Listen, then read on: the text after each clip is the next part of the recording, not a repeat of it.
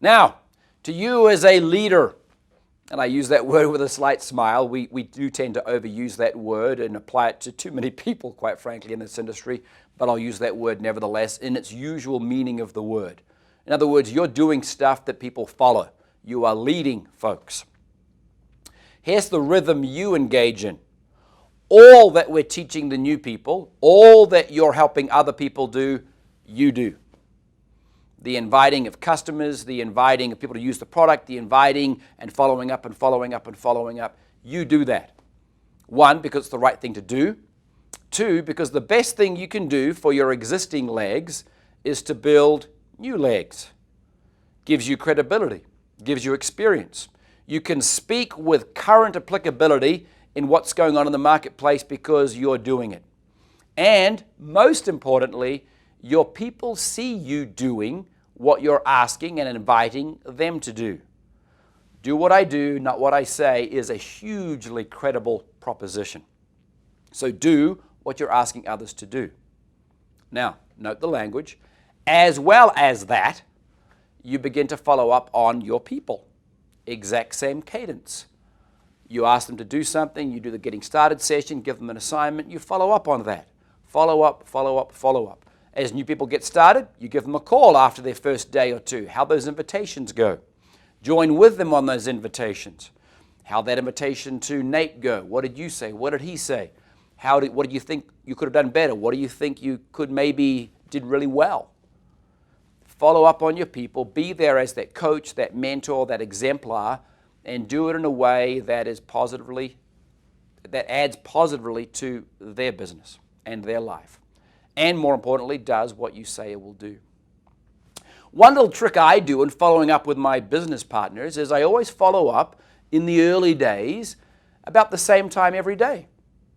I vary that. Sometimes it's a text, sometimes it's a phone call, sometimes it's another Facebook Messenger or whatever else, whatever their preferred method is, but I kind of bounce it around in terms of method. But I always do it around the same time.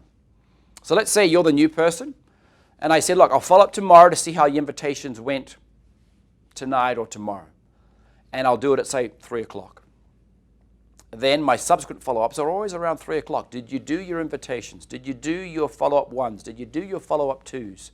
Again, I'm creating what's called a compliant environment. This business doesn't work if you don't do the things that build the business. Likewise, the product doesn't work if you don't take the product. There are fundamental things you've got to do for the thing to work. So I'm creating an environment around that new person that increases the likelihood that they're actually doing what they should do to build their business in the nicest possible way. Where we get stuck, I remind them of our goals because I was there when those goals were born in the Getting Started or Strategy session. And when I ask them during that session, do you mind if I from time to time remind you of the goals that we've set for you? They always say then, yes. And then later on when I remind them, hey, new guy, remember our goal here was to get you to manager in month 1. I'm doing what I can to keep us, note the collective language here, on track. I'm following up, following up, following up. The value in doing it at the same time every day, just as a bit of a leadership trick, is I begin to establish a pattern with them. And I know that the message is received when, using my 3 o'clock example, at about 2:30 I get a message from them saying, hey Aaron, just want you to know I did my invitations and so-and-so said, yeah, let's go get me some cleanse or matcha or balance. Then I know the message has been received. Because here's a leadership trick or tip. Just because I've said it doesn't mean it's been heard. Just because I expect it to be done or have instructed it to be done or advised it should be done doesn't mean it's going to get done, and certainly doesn't mean it's going to get done in some form of pattern.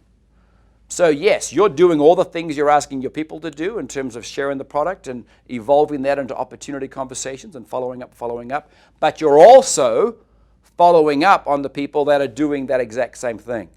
That's leverage, that's duplication, that's the beginning of a business. You can see the power there. You're doing it, someone joins you, then the 2 of you are doing it, then someone joins each of you because you keep doing it as do they, and there's 4 of you doing it, then 8, and then 16, and the algebra continues from there. So do what they're doing for the credibility, for the practice, for the results it produces, and help them by following up on them do what they should be doing. One final tip.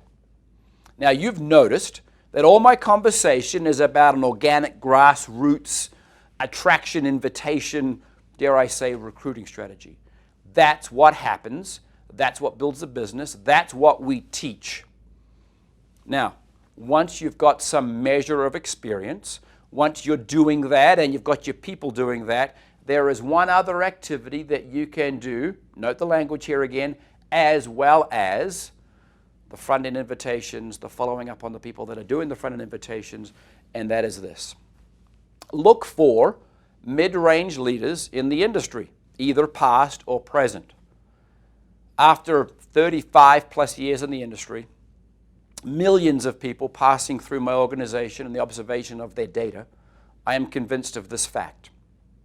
Most people are not happy where they are. They're satisfied enough, but the products or the comp plan or the upline or the company or the environment isn't quite what was advertised. They're still there, or they've recently left because it's not that bad, but it's not as good as they said it would be. Most times that focuses on three things. One, who they're associated with, not quite, that the sales pitch didn't quite meet the reality. Two, the products are nowhere near as good as was indicated. And three, the comp plan doesn't quite do what we said it would do, or they said it would do, and the small print kind of a few gotchas there. The latter two, comp plan and product, we own that. We've got that. We're good on both those as long as you don't oversell it and make promises that you can't keep. The first one, you control. Be a quality person. Do what you say you're going to do.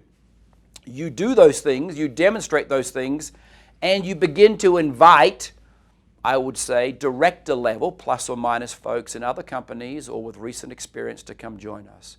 It's not leave all the stuff you've got and come here and start from scratch, but bring the organization and the people, most importantly, the attitudes and the skills that you've developed over there, bring them here and let me and us help you extract full value from them.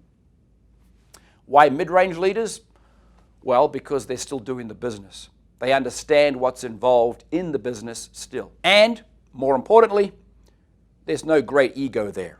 Yes, you could go chasing diamonds and double diamonds and whatever else. Good luck. Even I haven't had great success in doing that. And frankly, I don't do that because I don't want the attendant ego issues that come with that. I want someone that speaks our language, knows our craft, has some experience in the industry, and is looking for a way to extract full value from all that they had. Those that recently used to be in the business but have left, well, they left probably for whatever reason. But they did join at one stage, which means at one stage they believed the promise of the industry. Your job is to position to them that we are the place that they can finally get the value from that which they believed previously at company X or Y or Z. So, invite people to experience the products and join our business. Follow up on the people that are doing that for and with you, and then go look for and seek to attract and invite those who have recent or current experience at the mid-level of this business. Where you need help with that, contact me, contact your other upline, because we can certainly be helpful you within that regard. But those issues, programs or activities too, following up on your people that are doing the inviting, and looking for mid-range leaders, those are as well as doing that front-end activity. Don't leave what got you to where you're at behind when you get to where you're at, because you'll no longer keep growing. Keep doing what it is that got you to where you currently are.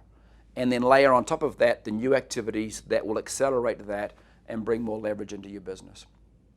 Again, this is a leadership conversation. We don't teach this to other people, don't distract them with this. They'll evolve to this position in time. Fundamental activity, invite people to experience our products, from which they evolve into becoming advocates and resellers, from which we can teach them how to teach other people to do the same thing, from which we begin this conversation, we can teach them how to attract other current and recent industry people into our business. Thanks and have a great day.